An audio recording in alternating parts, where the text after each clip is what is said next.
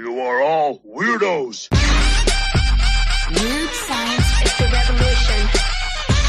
Weird science is the revolution.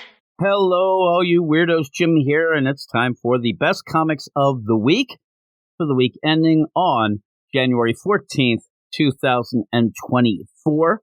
I'm coming in right at the 2-minute warning here. I tried to record this on Saturday. That is the goal, to have this show come out on Saturday afternoon. Things got a little hairy. Then I start recording it on Sunday, and every time I go and I hit record, either one of our dogs bark, my wife's yelling at me, throwing shoes at me. It's been quite the hassle. But it shouldn't be, because this best of the week is the time to kind of relax at the end and celebrate the great books that came out each and then every week. We end up having at least a couple. I know that a lot of people who follow our channel here have thrown some shade at me and said that I'm a miserable prick, trademarked, and that might be true. That doesn't mean I don't like comics.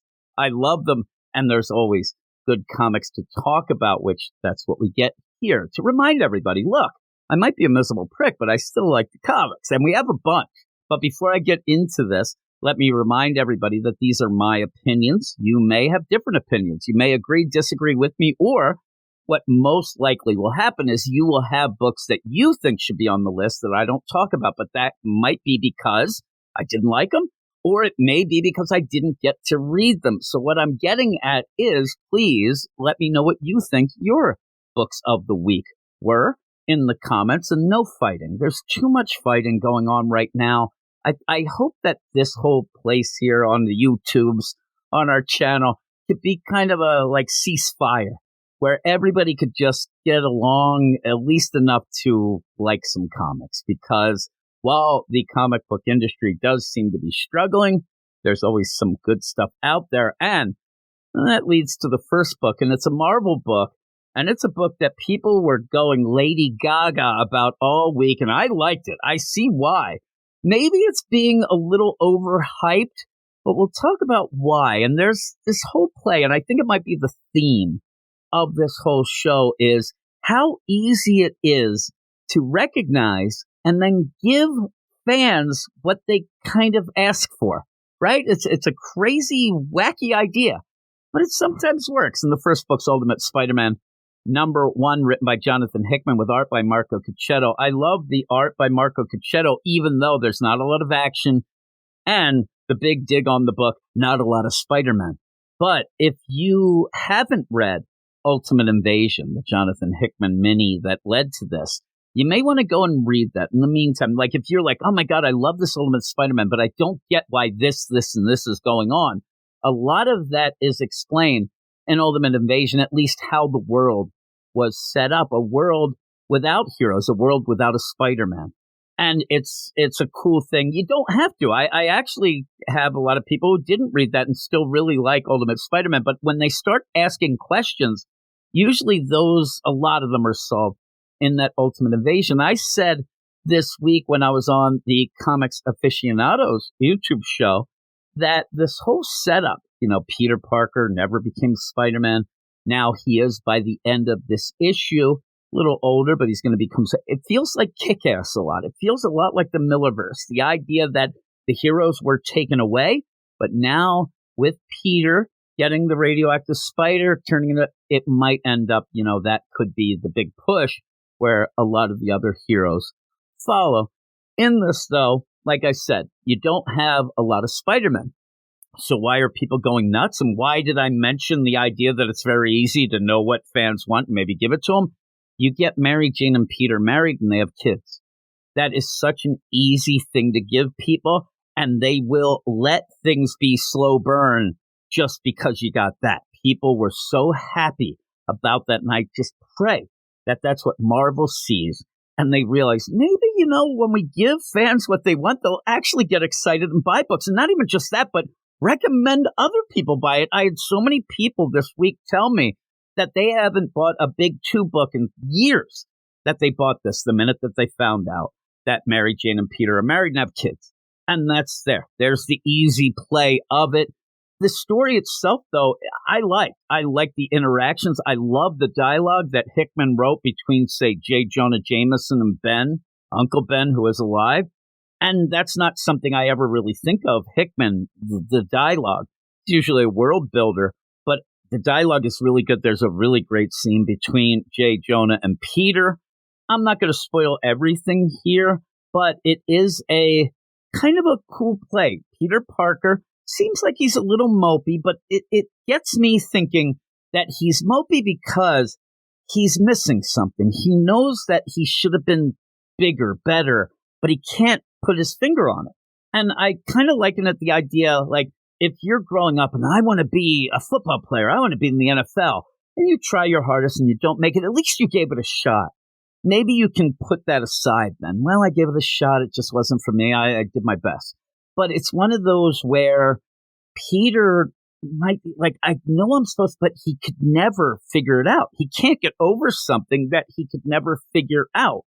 And so once he finds out, oh my God, I was supposed to be the Spider-Man, that kind of almost completes him a bit. And I'm not saying that he's not having a good time with his wife and kids, but even then, it feels like the wife and kids kind of let him down a safe path. I have to get this job. But it's interesting. And it's interesting going along with a lot of other things, including like, how's this world different? Uncle Ben's alive.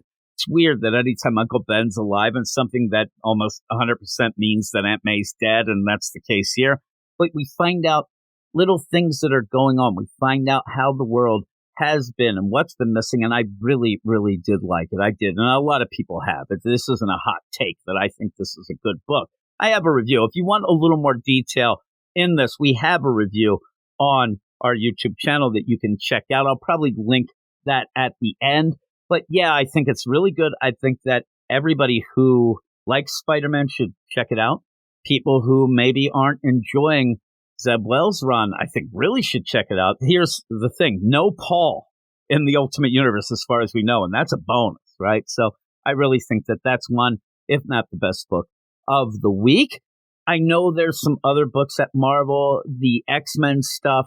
I am not really current with the X-Men stuff. I ended up where I stopped reading after the first Hellfire Gala.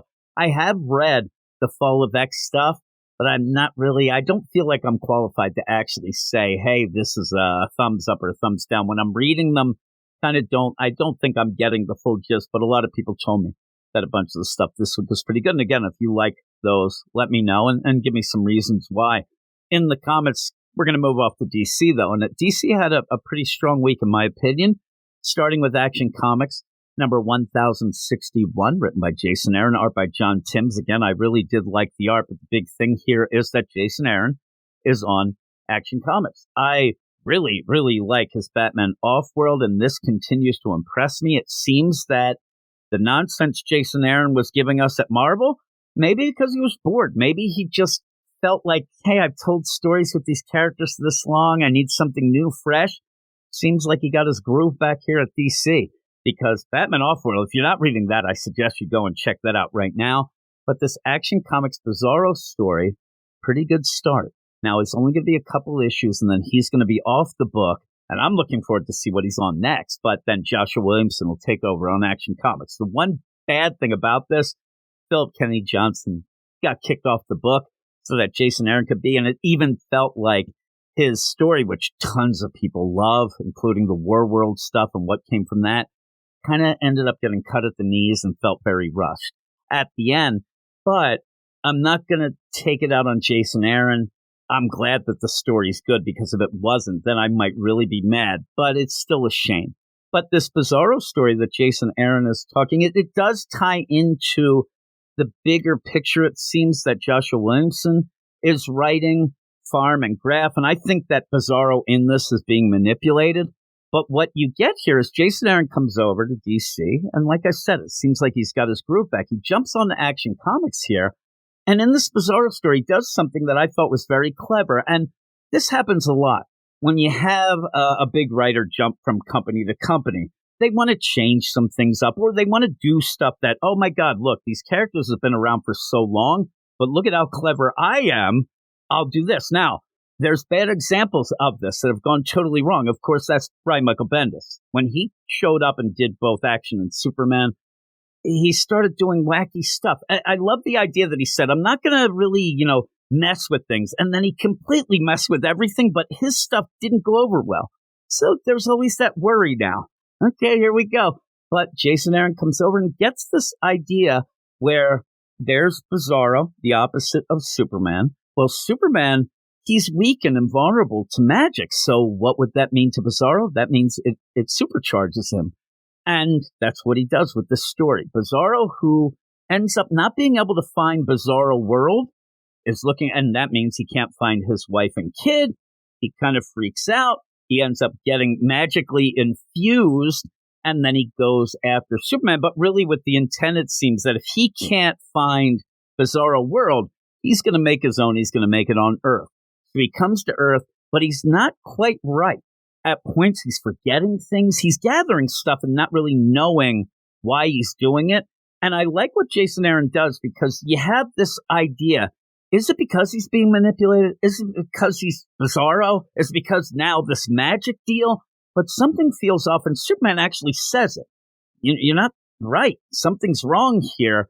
And that's the interesting thing for the overall picture that I hope that we kind of jump into. But by the end, you get Bizarro, who pretty much does kind of turn Earth into a Bizarro world, whether or not he's around to take advantage of it. But the cliffhanger ends up with Superman. Lois, everybody's turning into Bizarros. Now, if you sit there and kind of roll your eyes, because everybody's a beast in Beast World. Now everybody's a Bizarro in Action Comics. Everybody's something. And every book, it might be a little too big to thing going on, but I thought it was really good. And the art was really cool as well. And it's something that, because it's Bizarro and kind of fun, you could just jump into. If you haven't been reading, I suggest people check it out. But I really suggest they check out Batman Off-World. That is in continuity, but in a weird flashbacky way. So you don't really even have to know what's going on currently. If you haven't been reading DC or Batman books, you can jump into that. And I suggest everybody does. And we'll move on to the next book. And we'll get back to that idea of, let's give the fans what they want, because it's Green Lantern #7, written by Jeremy Adams with art by Amin K. Nuapalon, who is a really good artist and, thank God, is not doing that. The Hawk Girl's over. That's where they'd done the art there. Now going and doing a pretty good book. But what we get is another flashback story, but it ends up explaining what has happened to the Corps, and in particular, what did happen to Kilowog. And this is something that Jeremy Adams has been hinting at through his entire run. We get to see it. But what I really think people, again, went Lady Gaga about, we actually got to see the Green Lantern Corps. Yeah, they didn't stick together for that long. It's just this deal. It's a flashback. But just seeing Guy Gardner at the beginning was great. He's my favorite Lantern. And you have a great scene with him that the United Planets have taken over as the lead of the Green Lantern Corps. We know this already, but it was kind of shrouded in mystery. The Guardians had left, and they left the Corps to the United Planets, which they do tell the Corps, and I'll give them credit. They gave them all an opportunity. Hey, everybody, if you don't like what you hear, you can skedaddle. You can leave. But the big thing that Jeremy Adams has been working on, but we get the whole idea of it, is that Earth is quarantined. The United Planets have decided that there's too much nonsense going on in the universe, but Earth especially. And since you have a Superman and a Batman, we don't really need all these Earth Lanterns. It's kind of like a wink way to kind of make fun of the idea that there's 8 million Earth Lanterns, which we see most of them, including Joe Mullins and even Simon Baz and Jessica Cruz, which I love. And it's cool. You get to see Kyle. All of them are there. And I think that just that ended up getting everybody excited, because we haven't seen that. And it gives you that hope. Okay, we see they're there. We're not really going to get them, but we can eventually. And really, I think that we haven't had a proper or a good Green Lantern book since the Hal Jordan and the Green Lantern Corps ended in the Rebirth era. And so with all this, still kind of trying to get past that Jeffrey Thorne nonsense, but I think that Jeremy Adams is doing a good job. But the big thing is we see what happened to Kilowog. The big debate is whether or not he's dead. We kind of see and are told he is. A lot of people don't believe it. I don't know. It looked like he was, and You can tell and you see why Hal Jordan would be pissed about Sinestro because of this, though it doesn't look like Sinestro was involved, but maybe he is. There's a lot of those plays here, but the art looks great, and it just has that feel of this is kind of what we've wanted. And it's a nice thing because I think Jeremy Adams is doing a great job on Green Lantern, but this ends up like, man, can't we have the core? Can't we just say that this quarantine nonsense is over? Let's have some sort of time reset and just have Green Lantern, Hal Jordan, Green Lantern Corps, have it all. And hopefully we'll get that going on. But it is one of those that I think that a lot of people probably did enjoy this book and have been enjoying Jeremy Adams, who really does deserve all the accolades, everything that people are saying of how great he is. We'll move on to the next book in the best of the week. This might be something that a lot of people don't agree with me on, but I think Titans Beast World #4 should be on this list. I had a good time with it, and we kind of reset the big villain, and it is written by Tom Taylor with art by Lucas Mayer. It's a shame that Ivan Reis isn't on the art in an issue where we get some really, really big things happening that would have looked really a lot better with Ivan Reis, but still look pretty good with Lucas Mayer. But my whole thing of this is, okay, this is the 4th issue. We have 6 issues in this. Are we just going to sit there and point at Garo in the sky and say, he's bad? Oh no, Spores, my neighbor, he turned into a tiger. That sort of thing is already getting a little old. And what I think that's cool about this issue, Tom Taylor kind of gets things set up to see the real villain and to go forward in the next 2 issues in a way that I didn't think we would, because the real villain, and the real villain that has been being set up throughout the whole Infinite Frontier into the Dark Crisis and beyond to what we are now, Amanda Waller. And she is either manipulating or taking advantage of almost everything that's happened to, push towards her agenda of taking out all the heroes. Now, when she talks about what her big plan is, and when other people talk about what her big plan is, it's kind of eye-rolling because it really does feel like it's just Night Terrors with a K again. If you remember Insomnia and that wanted to prove to everybody, oh my God, the Justice League, they're all monsters. I want you to see that. Amanda Waller says the same thing, but it's more of the Titans now, goes down the line. But I'm okay with that. And in this, I think that Amanda Waller's dialogue, when she goes to Lex Luthor to kind of enact her plan to take out Garo, I think it's spot on. And really it points out that usually Lex and Amanda Waller, they're very similar. They're very similar in the way that they think what they're doing needs to be done, but also they'll think 100% that they are right in what they're doing. And why I think it works out with those two, because every villain's going to think that. Every villain thinks, oh man, there's Joker. He thinks, man, it's right for me to go and slash Batman. But what I'm saying, what makes Lex and Amanda Waller better than that is a lot of times what they're saying and doing has a nugget of truth. There's that sliver of truth that, okay, you're right. You're just going about it the real wrong way for the wrong reasons. But it works out. You can sit there and think okay, I can see what you're saying, just a little too much. And in this, she says to Lex, you're going to help me kill this Garo. Beast Boy turned into this Garo deal. And Lex says, I'm a superhero now. I'm a hero. I'm not a villain.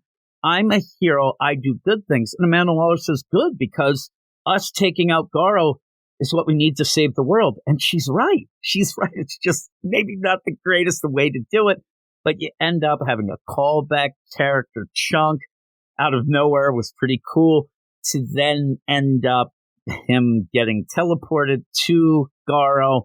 Singularity, black hole, boom, Garo's dead. Garo is done. At the end of this issue, there's no more Beast Boy in this. Now, I said as a play, the first issue, you did end up seeing that when Cyborg ended up boom tubing the Necrostar, the big thing that Garo was fighting, ended up where a tentacle of Garo got severed and went through the boom tube into that frozen universe, and it's just there for the picking. They can go. If they get that tentacle, they can regrow Garo. That hopefully then could be returned, because that was even the Garo before he lost his mind.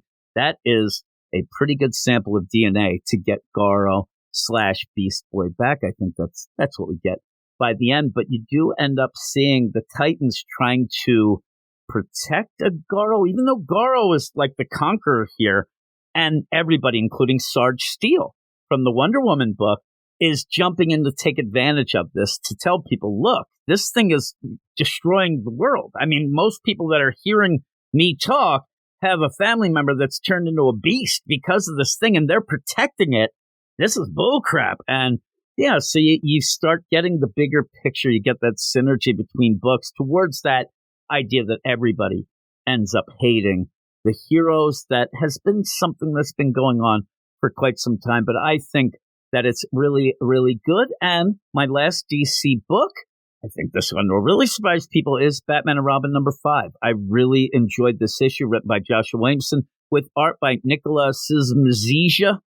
I can never say that. It sounds like I'm like clearing my throat, unfortunately. But I really like the art in this a lot more than Simone DeMaio, who I don't mind, but I didn't think that the action was well plotted out with Simone DeMaio's art, and I kind of got lost in the shuffle at points. But here I like it. And what I said in my review on the site, it's turning into a manga.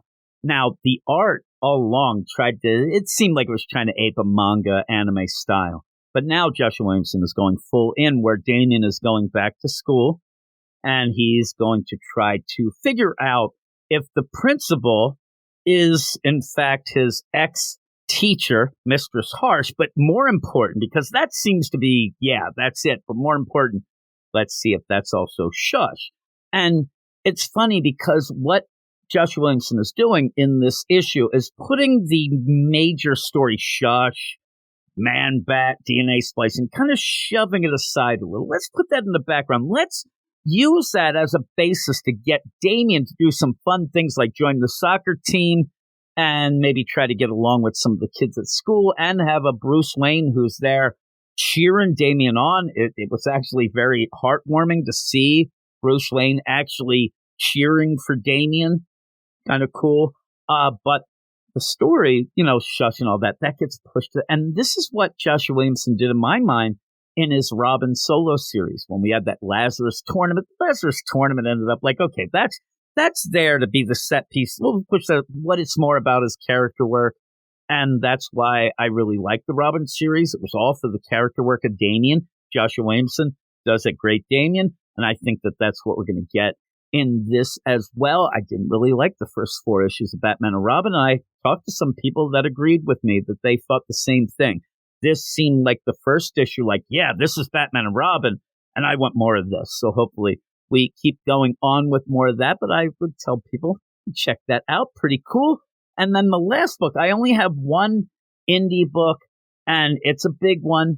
And again, I'm sure that a lot of people who are going to tell me some other books that they love are indie books, but please bring them on, because I want to know, what is. I'll tell you right now that there are some things that I do like. I just didn't have a chance to read them. So I should give honorable mentions, just so you know. I'll tell you right now, The Sacrificers, #6, probably would be on my list. I just didn't get a chance to read it. And if you didn't know, I mean, here's a little tidbit for you, a little trivia, that if you go to the back, the letters page, I actually named that letters page. When you ended up having the series start, they gave a shout out. Rick Remenders gave a shout out. Hey, if anybody has a name for the letters page, give me a thing. And I ended up sending in. They picked my name. So take that, everybody.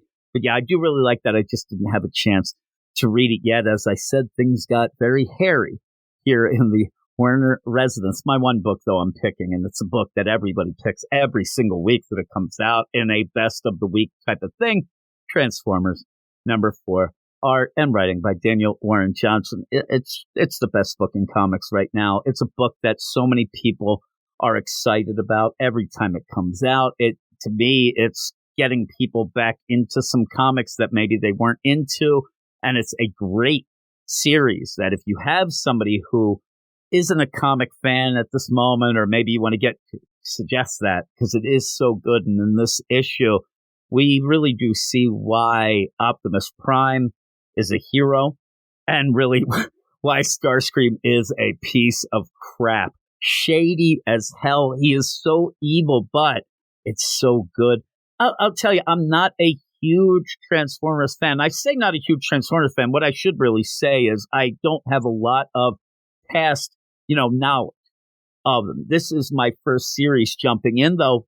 It's hard to escape, all the info about the Transformers. I know some things, but I'm not a deep dive guy, but I want to be now. And I do consider myself a full fan because of the series. And just with this and combine that with the Duke book that Joshua Williamson started out and this whole combined Energon universe, it's so cool. It is so cool. But like I said, in this, you see Optimus Prime pretty much sacrificing himself to save Spike, this kid who really, what should the Autobots, why would they care? The big play is there's not a lot of energy going on, but he ends up using it to pretty much save Spike. But with that, you set up that good deeds don't go unpunished here, where that might be the spark to get some more energy in the long run because of Spike, his dad, and things like that. And that's really, really cool. I like the way that plays out, but I don't know. I saw a lot of reviews and a lot of people talking about this book. Obviously, Optimus Prime's Optimus Prime, but to me, Starscream is he's the big thing of this show. He is the star of the show. He's the belle of the ball because he's so bad and he's so just awful. But you're seeing him struggling a bit because of how they went full out evil. And it just, I always think back at the first issue, which I do think is one of the best issues I've read. When you think back that if Starscream could have just relaxed a little, like they could have all gotten along and everything would have been fine. But at the end, you see a big Decepticon. You end up having Optimus Prime get a crazy old gun that people would recognize right away. Again, I don't want to spoil everything. It's just so good. It is. And I wish that I had the whole reaction video going on, because when I'm talking about it here, I'm even smiling. It's one of those weird things. I don't smile a lot. I'm not a big smiler. My wife tells me that all the time, but I can't help it when I talk about Transformers. And like I said, that first issue of Duke was really, really good as well. So it's a couple things that if you're not reading those, you should check them out. But like I said, there's a ton of other indie books. There's also, I'm sure, people will like some other things at Marvel and DC and all that all rolled up into one. Please let me know. But this has gone on, as you can tell, way too long. But that's the cool thing. We had a lot of books. We had a lot of good books. And I'm glad that it's going on long, because that's what I hope for every single week. But yeah, let me know what you think. Let me know what you think in the comments, all that. And hey, if you haven't subscribed to the channel, please do. Also, like the video. I said this is really off the cuff. This is really, I should have prepared a little more. I feel like I've gone a little bit, off the beaten path here, but that's what happens. I have really bad ADHD, and it sometimes affects me that way, but I hope that I'm not as annoying as everybody in my real life tells me I am, because they tell me that a lot. But thanks, everybody. I hope you enjoyed the video, and let's hope for even a better week next week, because that'd be really cool. But I'll talk to you all later. You are all weirdos. Weird science is the revolution. Weird science is the revolution.